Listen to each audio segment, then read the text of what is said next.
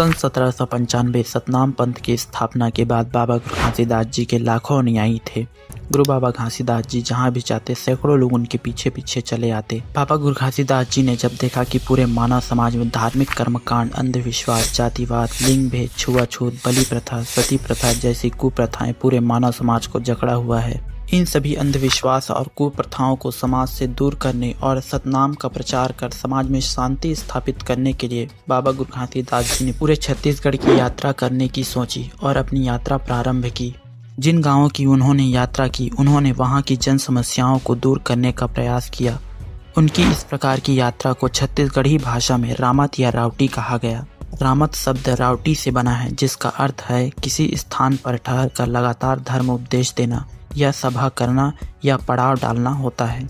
जहां गुरु बाबा घासीदास जी केवल एक दिन रुक कर लोगों को सत उपदेश, धर्म उपदेश देते उसे रामत कहा गया, जबकि जिस गांव में गुरु बाबा घासीदास जी एक सप्ताह तक रुक कर लोगों को सतनाम की दीक्षा देते और ज्ञान उपदेश देते थे उसे रावटी कहा गया और इसे ही सतनाम रामत रावटी कहा गया।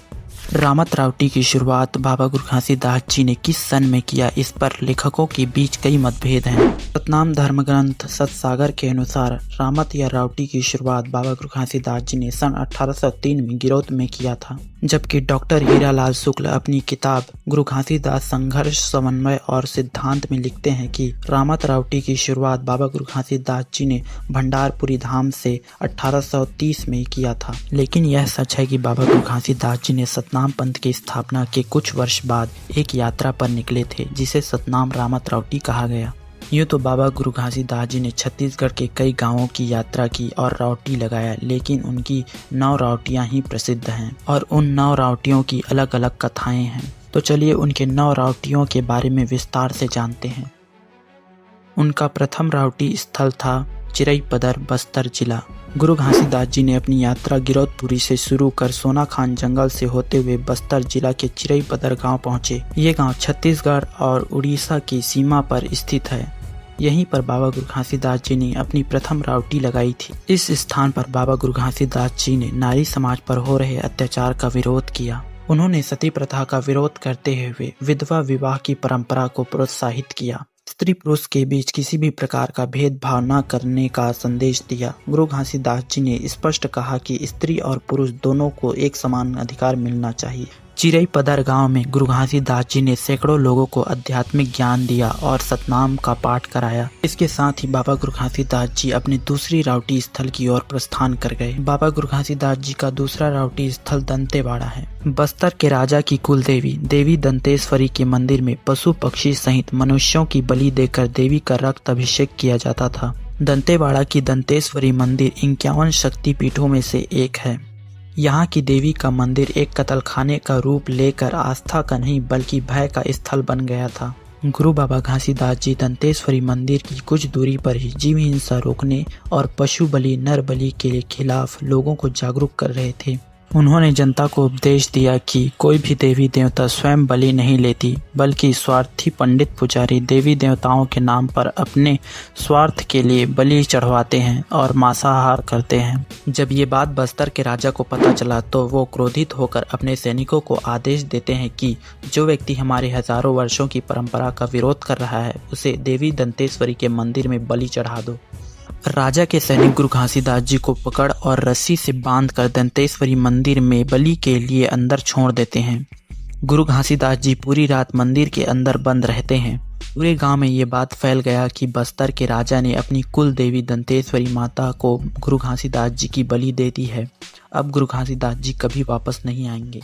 इधर गुरु घासीदास जी के अनुयायी काफी चिंतित थे। जैसे ही सुबह होती है, गुरु बाबा घासीदास जी मंदिर से सही सलामत बाहर आ जाते हैं।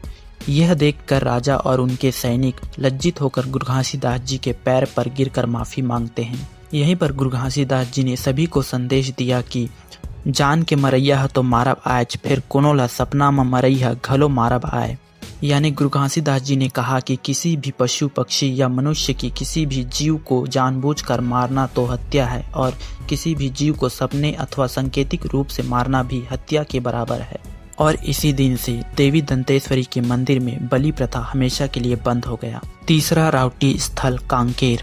अपने अनुयायियों के साथ बाबा गुरु घासीदास जी सतनाम का अलग जगाते हुए कांकेर में अपनी तीसरी राउटी स्थल एक बरगद के पेड़ के नीचे लगाते हैं। जैसे ही गुरु घासीदास जी जनता को उपदेश देना प्रारंभ करते हैं, तभी जगत नाम का एक युवक कंधे में तीर धनुष लटकाए अपनी कुल्हाड़ी से बरगद के पेड़ के तने को जोर से वार करता है। गुरु घासीदास जी ने उस युवक को रोकते हुए कहते हैं कि बेटा तोर पीरा उत्केच आए, जतका ओखर और मोर पीरा आए। यानी गुरु घासीदास जी कहते हैं कि किसी भी प्राणी अथवा पेड़ में जब तक जीवन है तब तक उसे पीड़ा अथवा आघात नहीं पहुंचाना चाहिए, क्योंकि उनमें भी तुम्हारे समान ही प्राण हैं, तुम्हारे ही समान उन्हें भी पीड़ा होती है। गुरु घासीदास जी ने उस युवक और वहां रहने वाले सभी लोगों को समझाया कि हमें हरे भरे पेड़ नहीं काटने चाहिए, बल्कि उनकी जगह पर सूखे पेड़ पौधों का उपयोग करना चाहिए। कांकेर में राउटी चलते हुए एक सप्ताह बीत गया था। गुरु घासीदास जी सैकड़ों लोगों को सतनाम की दीक्षा दे रहे थे। काफी लोग दूर दूर से पीड़ित, दुखित और रोग से ग्रसित लोग उनके पास आते थे और ठीक होकर जाते थे। चौथा राउटी स्थल पाना बरस।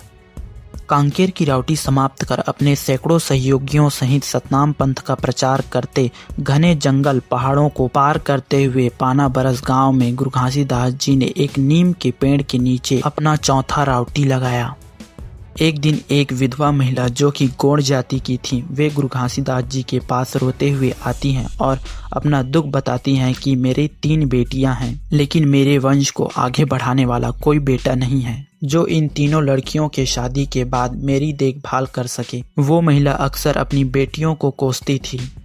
बाबा गुरु घासीदास जी ने उस महिला को समझाया कि बेटों और बेटियों में कोई अंतर नहीं होता, ये बेटियां ही बेटों की तरह तुम्हारी सेवा करेंगी और तुम्हारे नाम को रोशन करेंगी। गुरु घासीदास जी की यह दिव्य वाणी सुनकर वहां के लोग गुरु घासीदास जी की जय जयकार करने लगे। उस महिला ने गुरु घासीदास जी की बात को मानते हुए अपने बेटियों की परवरिश बेटों की तरह की। 5वां राउटी स्थल डोंगरगढ़। अपने संतों के साथ बाबा गुरु घासीदास जी सतनाम का अलग जगाते हुए डोंगरगढ़ पहुंचे। चारों ओर से पहाड़ियों से घिरा डोंगरगढ़ में बमलेश्वरी देवी का मंदिर था, जहां जीव हिंसा व बलि प्रथा प्रचलित था। कुछ तांत्रिक लोग पहाड़ों की गुफाओं में देवी देवताओं की पूजा के नाम पे तंत्र साधना करते थे। गुरु घासीदास जी बमलेश्वरी देवी की गुफा की कुछ दूरी पर कुर्रू पाट पहाड़ी के नीचे आसन लगाकर बैठे थे। आसपास के गांव के लोग राउटी में सम्मिलित हुए। बाबा गुरु घासीदास जी ने सुना कि बमलेश्वरी देवी के मंदिर में भी दंतेश्वरी देवी की तरह पशु पक्षी की बलि लेती है। गुरु घासीदास जी तत्काल मंदिर में भक्तों के साथ पहुंचे और मंदिर के पुजारियों को कहते हैं कि जीव हिंसा झन करो, ये हर पाप आए। पुजारी कहने लगे, यह पाप है या पुण्य हम नहीं जानते। इस मंदिर की देवी को सदियों से हमारे पूर्वज बलि देते आए हैं, इसी परंपरा का पालन हम आज तक करते आ रहे हैं। तब बाबा गुरु घासीदास जी ने पुजारियों को कहा कि किसी भी बेजुबान निर्दोष पशु पक्षियों की बलि देना पाप है। जो पत्थर की देवी ना तो बोलती हो और ना तो सुनती हो, उसे तुम लोग बलि दे रहे हो। जो बलि चढ़ाता है वो पापी है और जो उसका साथ देता है वह भी पापी है। यह ना तो कर्म है और ना तो धर्म, यह अधर्म है और इस अधर्म को बंद करो। सभी पुजारी बाबा गुरु घासीदास जी की बात सुनकर बाबा जी के पैरों में गिरकर माफी मांगते हैं। गुरु बाबा घासीदास जी पुजारियों को गले लगाते हैं और आदेश देते हैं कि आज के बाद किसी भी मंदिर में किसी भी जीव की बलि नहीं दी जाएगी। गुरु घासीदास जी की बात मानकर पुजारियों ने डोंगरगढ़ के बमलेश्वरी मंदिर में बलि प्रथा को बंद किया। उसी दिन के बाद बमलेश्वरी देवी के मंदिर में जोत और जेवारा बोने की प्रथा की शुरुआत हुई। 6वां राउटी स्थल भंवरदाह गंडई। बाबा गुरु घासीदास जी की फैलने लगी। उनके पैर जहां जहां पड़े वहां के लोग सतनामी बनते चले गए। गांव के गांव उनके एक दर्शन के लिए चले आते। दिन दुखियों, पीड़ितों और असहायों की सेवा करते हुए गुरु घासीदास जी अपने सहयोगियों के साथ गंडई क्षेत्र के भंवरदाह स्थल पर पहुंचकर राउटी लगाते हैं। उस समय में उस क्षेत्र के अधिक लोग कुष्ठ रोग से पीड़ित थे। गांव के लोग जिन्हें कुष्ठ रोग था उन्हें गांव से बाहर कर देते थे, इसीलिए वो समूह बनाकर गांव के बाहर रहते थे। कुष्ठ रोग से पीड़ित लोग बाबा गुरु घासीदास जी के दर्शन के लिए आए और प्रार्थना करने लगे, हे बाबा, हम सब पापी हैं क्योंकि हम सभी कुष्ठ रोग से पीड़ित हैं। हमारे घर वाले हमें घर से निकाल दिए हैं। हे बाबा, हम पर कृपा करें, हमारे रोग का निवारण करें। बाबा गुरु घासीदास जी ने अभिमंत्रित जल के साथ कुष्ठ रोगियों को कुछ जड़ी बूटियां भी दी, जिसके खाने के कुछ दिन बाद सभी के कुष्ठ रोग दूर हो गए। सभी कुष्ठ रोगी ठीक हो गए और गुरु घासीदास जी की जय जयकार करने लगे। 7वां रावटी स्थल भोरमदेव कवर्धा। बाबा गुरु घासीदास जी जंगल और पहाड़ों से होते अनेक गांवों की यात्रा करते हुए सतनाम पंथ का प्रचार कर रहे थे। सैकड़ों हजारों लोग सतनामी बनते जा रहे थे। जन समूह बाबा गुरु घासीदास जी के उपदेशों और अमृतवाणी को सुनते हुए कवर्धा के भोरमदेव मंदिर पहुंचे, जहां मंदिर के तालाब के पास बाबा गुरु घासीदास जी ने अपना 7वां रावटी लगाया। उस समय भोरमदेव मंदिर तंत्र साधना का केंद्र था, जहां पंचम कार का घंघोर साधना होती थी। यहाँ हर दिन तांत्रिक और मांत्रिकों का जमावड़ा लगा रहता। जनता में उनका आतंक रहता था। एक प्रकार से भोरमदेव तंत्र मंत्र, जादू टोना, टोनही प्रथा जैसे अंधविश्वासों का गढ़ था। बाबा गुरु घासीदास जी ने भोरमदेव में जनता को अपना दिव्य संदेश देकर इन सभी अंधविश्वास, माया जाल, इंद्रजाल, टोनही बैगा प्रथा, टोनही प्रथा, तंत्र साधना को भोरमदेव से समाप्त किया। 8वां रावटी स्थल रतनपुर।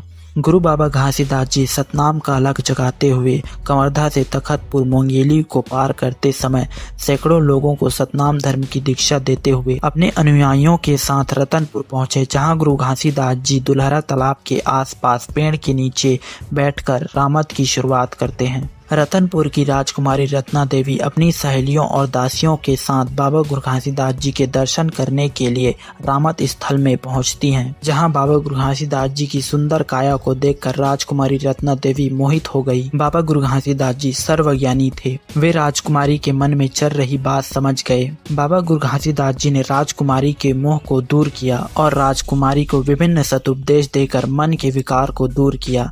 उन्होंने राजकुमारी को सत्य के मार्ग में चलने के लिए प्रेरित किया। गुरु बाबा जी की दिव्य वाणी से प्रभावित होकर राजकुमारी रत्ना देवी कहती हैं कि मैं आजन्म आपकी सेविका बनना चाहती हूँ, कृपया मुझे स्वीकार कीजिए, मैं मन, वचन और कर्म से आपकी हूँ। तब बाबा गुरु घासीदास जी ने धर्म के अनुसार राजकुमारी को उत्तर दिया, तुम अपने जीवन को सार्थक बनाना चाहती हो तो जैत खाम की स्थापना कर अपने जीवन को दीन दुखियों की सेवा के लिए समर्पित कर दो। मैं वहां आकर तुम्हारे सेवा सत्कार में सहयोग करूंगा। कहते हैं कि बाबा गुरु घासीदास जी ने राजकुमारी के लिए दुल्हरा तालाब के पार में जैत खाम की स्थापना करवाया था। गुरु बाबा घासीदास जी की बात को मानकर राजकुमारी रत्ना देवी महलों का सुख छोड़कर साध्वी का रूप धारण कर लिए और अपने जीवन को मानव कल्याण के लिए समर्पित कर दिया। 9वां रावटी स्थल दलहा पहाड़। बाबा गुरु घासीदास जी रतनपुर से राजा को सतुपदेश देकर सतनाम का अलग जगाते हुए दलहा पौड़ी पहुँचे, जहाँ उन्होंने अपनी 9वीं रावटी लगाई। दलहा पौड़ी में तिजरा बुखार, जिसे तिजरा कहते हैं, यह महामारी का रूप ले रहा था। बाबा गुरु घासीदास जी ने पीड़ित लोगों को दिव्य जड़ी बूटियों व अभिमंत्रित अमृत जल से उनका उपचार किया। नौटप्पा की भीषण गर्मी से बेहाल जनजीवन पानी के एक एक बूंद के लिए तरसता था। रावटी स्थल से दूर एक तालाब पूरी तरह से सूख चुका था। कुछ संतजन आए और बाबा जी से निवेदन करने लगे, गुरु जी, यह तालाब हमारे जीवन का आधार है, बैसाख लगते ही यह तालाब सूख जाता है। बाबा जी ध्यानस्थ होकर सूखे तालाब के चारों ओर घूमने लगे। गुरु जी वहीं ठहरे जहां जलधारा का स्रोत था। लोगों को कहकर वहीं पर एक गड्ढा खुदवाया। गड्ढा खोदने से जल स्रोत ऊपर आ गया। दूसरे ही दिन तालाब पानी से पूरा भर गया था। सूखे तालाब में जलधारा प्रकट होने से लोगों को काफी राहत मिली। बाबा गुरु घासीदास जी ने गाँव में जगह जगह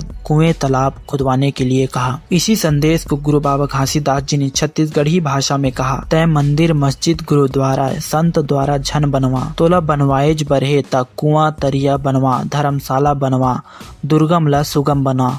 इसी तरह बाबा गुरु घासीदास जी ने छत्तीसगढ़ के कई क्षेत्रों की यात्रा की। वहीं मध्य प्रदेश में मंडला, बालघाट, जबलपुर तक यात्रा की। जगह जगह पर उन्होंने रामत रावटी लगाया और मानव समाज में फैले छुआछूत, अंधविश्वास, पाखंडवाद, धार्मिक कर्मकांड, बलि प्रथा, सती प्रथा जैसी कुप्रथाओं को मानव समाज से दूर किया। सतनामी परंपरा में जहां एक एक सप्ताह ठहर कर धर्म जागरण कराया, वहां स्थान सप्त रावटी स्थल के रूप में प्रसिद्ध है। चिरईपदर, कांकेर, पानाबरस, डोंगरगढ़, भंवरदा, भोरमदेव और दलहा पौड़ी, यह स्थल सतनामियों के लिए शक्ति केंद्र के रूप में आज भी स्थापित है।